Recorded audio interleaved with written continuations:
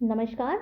Online कक्षा की श्रृंखला में आप सभी का एक बार फिर से स्वागत है। आज हम हाजिर हैं बीए फर्स्ट ईयर के पेपर फर्स्ट के भक्ति काल के टॉपिक के साथ। इससे पूर्व हमने पढ़ा भक्ति काल के बारे में ही, हमारे पाठ्यक्रम के अंतर्गत है दूसरा काल हिंदी साहित्य के इतिहास का भक्ति काल। इससे पूर्व हमने आदिकाल पढ़ा था और आदिकाल और भक्ति काल ये दोनों ही विषय हमारे पाठ्यक्रम के अंतर्गत हैं। भक्ति काल में हमने सबसे पहले पढ़ा भक्ति शब्द का अर्थ, और उसी के साथ हमने देखा कि भक्ति काल के जो भक्ति आंदोलन के उदय का क्या कारण, उसके अंतर्गत हमने आचार्य रामचंद्र शुक्ल का मत देखा, हजारी प्रसाद द्विवेदी जी का मत और सर जॉर्ज क्रियर्सन के मतानुसार भक्ति आंदोलन के उदय का क्या कारण रहा। और आज की कक्षा में हम भक्ति के अंतर्गत पढ़ेंगे नवदा भक्ति, अष्टयामी भक्ति और भक्ति काल से ही संबंधित जो विभिन्न संप्रदाय हैं और उनके प्रवर्तकों के बारे में सामान्य परिचय करेंगे। ये प्रश्न परीक्षा में आते हैं तो इनका आज हम अध्ययन करेंगे। तो आइए शुरू करते हैं। भक्ति के ही जो प्रकार हैं नवदा भक्ति और अष्टयामी भक्ति।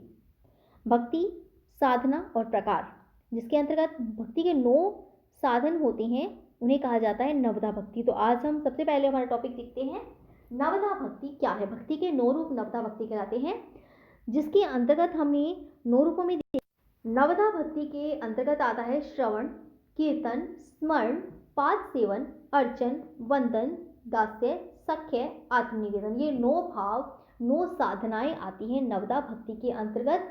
ये 9 साधनाएं क्या हैं, जिनको हम थोड़ा सा समझ लेते हैं। तो आइए शुरू करते हैं नवदा भक्ति। नवदा भक्ति में सबसे पहली भक्ति है श्रवण। श्रवण का अर्थ है सुनना। श्रवण से तात्पर्य है भगवान के गुण, उनके नाम और उनकी लीलाओं का स्मरण करना, अर्थात भगवत कथा का श्रवण करना, उसे सुनना, भगवान के गुणों को सुनना, उनके नाम को सुनना और उसकी लीलाओं का बखान को सुनना ही श्रवण के अंतर्गत आता है। नवदा भक्ति का ये पहला भाग है।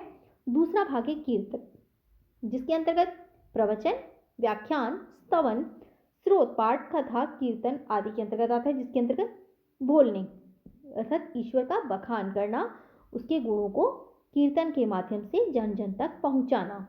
और तीसरा नवदा भक्ति का प्रकार है स्मरण। स्मरण का अर्थ है याद करना। तो स्मरण में भगवान के नाम को, उनके गुण को, उनकी लीलाओं को, जिनका हमने श्रवण और कीर्तन किया था, उन्हें स्मरण करना ही तीसरी सीढ़ी है नवदा भक्ति की। स्मरण, भगवान के नाम को, उनकी लीलाओं को, उनके गुणों का स्मरण करना तीसरी सीढ़ी है नवदा भक्ति की। उसके बाद अगली श्रृंखला है इसकी नवदा भक्ति की पाद सेवन, अर्थात ईश्वर के चरणों की सेवा करना, उसका पूजन करना, उनकी चरणों की सेवा करना, उसमें भक्ति करना ही भक्ति की, नवदा भक्ति की अगली सीढ़ी है पाद सेवन, ईश्वर के चरणों की सेवा। वंदन, ईश्वर की वंदना करना, उनकी स्तुति करना, वंदन के अंतर्गत आता है। उसके बाद है दास्य। दास्य के अंतर्गत अपने आप को भगवान का दास समझना। दास्य भाव की भक्ति जो मिलती है वो मिलती है हमें तुलसीदास के काव्य में देखने को मिलती है। दास्य भाव की भक्ति तुलसीदास के काव्य में मिलती है। तो अपने आप को ईश्वर का दास मानते हुए उन्होंने भक्ति की है श्री राम की। तो भक्ति काल में ये आगे आप नाम आ ही चुका है कि भक्ति काल में तुलसीदास का जो नाम है वो दास्य भक्ति के अंतर्गत आता है। दास्य भक्ति के अंतर्गत यही है कि अपने आप को ईश्वर का दास स्वीकार करते हुए दास्य भाव की भक्ति। आगे देखते हैं अर्चन। अर्चन से तात्पर्य है ये भक्ति जिसमें अर्चना करना, आराधना करना, जिसमें कि हृदय बिल्कुल निर्मल हो, निश्चल और स्वच्छ हो, साधना करना अर्चन के अंतर्गत आता है। उसके बाद सख्य, अपने आप को ईश्वर का सखा समझना और मित्र समझना, और इसके अंतर्गत आती है कृष्ण का जो काव्य है वो इसके अंतर्गत है। और सूरदास की जो भक्ति है वो सख्य भाव की है। उन्होंने अपने आप को कृष्ण के सखा के रूप में भक्ति की है। तो ईश्वर को अपना सखा मानना, अपना मित्र मानना। महाभारत में अर्जुन ने भी तो श्री कृष्ण के साथ क्या है, सख्य भाव की भक्ति की है। तो अर्जुन सख्य भाव के श्रेष्ठ उदाहरण के अंतर्गत आते हैं। और अंत में है आत्मनिवेदन, अर्थात ईश्वर की ही शरण में जाना, अपने आप को पूरी तरह से ईश्वर के प्रति समर्पित कर देना। संपूर्ण समर्पण का भाव ही इसके अंतर्गत है संपूर्ण समर्पण।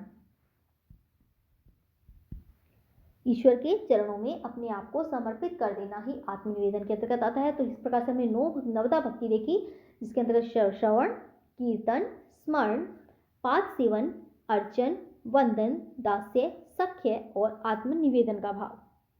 आगे बढ़ते हैं। ये तो थी नवदा भक्ति। इसके बाद दूसरा पद आता है अष्टयामी भक्ति, जिसमें कि ईश्वर की 8 पहर में जो भक्ति होती है, अष्टयाम, याम का अर्थ होता है पहर, 8 पहर में जो भक्ति की जाती है वो अष्टयामी भक्ति के अंतर्गत आती है, जिसमें 8 प्रकार है भक्ति के: मंगलाचरण, श्रृंगार, ग्वाल, राजभोग, उत्थापन, भोग, आरती और शयन। अष्टयामी भक्ति: मंगलाचरण, सबसे पहले प्रार्थना करना, मंगलाचरण करना, स्तुति करना, उसके बाद ईश्वर का श्रृंगार करना, उसके बाद ग्वालों के रूप में ईश्वर को सखा रूप मानते हुए भक्ति करना, और राजभोग, उसको ईश्वर को भोग लगाना, उसके बाद उत्थापन अर्थात संध्या आरती, उत्थापन से तात्पर्य है संध्या आरती, और उसके बाद भोग लगाना, और फिर आरती, और अंत में शयन, सोने की मुद्रा। तो ये है अष्टयामी भक्ति: मंगलाचरण, श्रृंगार, ग्वाल, राजभोग, उत्थापन, भोग, आरती और शयन। ये आपके लघुत्रात्मक प्रश्नों के अंतर्गत आते हैं कि नवदा भक्ति के संबंध में लघुत्रात्मक प्रश्न आ सकता है, और अष्टयामी भक्ति के संबंध में लघुत्रात्मक प्रश्न आ सकता है। और इसी के साथ हम आगे आज पढ़ेंगे कि भक्ति आंदोलन के जो विभिन्न संप्रदाय हैं वो कौन कौन से संप्रदाय और उनके प्रवर्तक, जिसके संबंध में इन संप्रदायों और इन प्रवर्तकों के संबंध में लघुत्रात्मक प्रश्न भी आते हैं, और साथ ही साथ निबंधात्मक प्रश्न में भी ये प्रश्न पूछा जा सकता है। तो आइए देखते हैं भक्ति आंदोलन के जो सिद्धांत है, जो संप्रदाय हैं और उनके प्रवर्तक कौन कौन से रहे। सबसे पहले हम देखते हैं जो संप्रदाय वो विशिष्टाद्वैतवाद। विशिष्टाद्वैतवाद के प्रवर्तक है रामानुजाचार्य। रामानुजाचार्य का संप्रदाय है विशिष्टाद्वैतवाद। दूसरा संप्रदाय है द्वैतवाद, ये है मध्वाचार्य का। मध्वाचार्य का संप्रदाय द्वैतवाद। शंकराचार्य का नाम आता है, शंकराचार्य का संप्रदाय है अद्वैतवाद। स्वामी हित हरिवंश का है राधा वल्लभ संप्रदाय। वल्लभाचार्य का शुद्धाद्वैतवाद, शुद्ध भी है और द्वैत भी है। और रामानंद का रामावत संप्रदाय, रामानंद रामावत संप्रदाय। निम्बार्काचार्य का द्वैताद्वैतवाद, द्वैताद्वैतवाद निम्बार्काचार्य का संप्रदाय है। स्वामी हरिदास का सखी संप्रदाय। विष्णु स्वामी का है रुद्र संप्रदाय। चैतन्य महाप्रभु गौड़ीय संप्रदाय या चैतन्य संप्रदाय कहलाया। और हरिदास संप्रदाय स्वामी हरिदास का। और रामानुजाचार्य का है श्री संप्रदाय। रामानुजाचार्य का विशिष्टाद्वैतवाद भी है और श्री संप्रदाय भी है। तो विशिष्टाद्वैतवाद भी, और उन्होंने क्या क्या वाद दिए, क्या क्या सिद्धांत दिए और क्या क्या संप्रदाय दिए, तो हमने पढ़ा। इसमें आज हमने अध्ययन किया कि भक्ति लघुत्रात्मक प्रश्न आ सकता है नवधा भक्ति के संबंध में, अष्टयामी भक्ति के संबंध में लघुत्रात्मक प्रश्न आ सकता है, उन दोनों को हमने पढ़ा आज की कक्षा में। और इसी के साथ साथ भक्ति संबंधी सिद्धांत जैसे कि विशिष्टाद्वैतवाद रामानुजाचार्य के द्वारा दिया गया, और श्री संप्रदाय की स्थापना की रामानुजाचार्य ने, मध्वाचार्य ने दिया द्वैतवाद और ब्रह्म संप्रदाय की स्थापना की, और शंकराचार्य ने दिया अद्वैतवाद। राधा वल्लभ संप्रदाय की जो स्थापक करता है वो है स्वामी हित हरिवंश। शुद्धाद्वैतवाद दिया वल्लभाचार्य ने।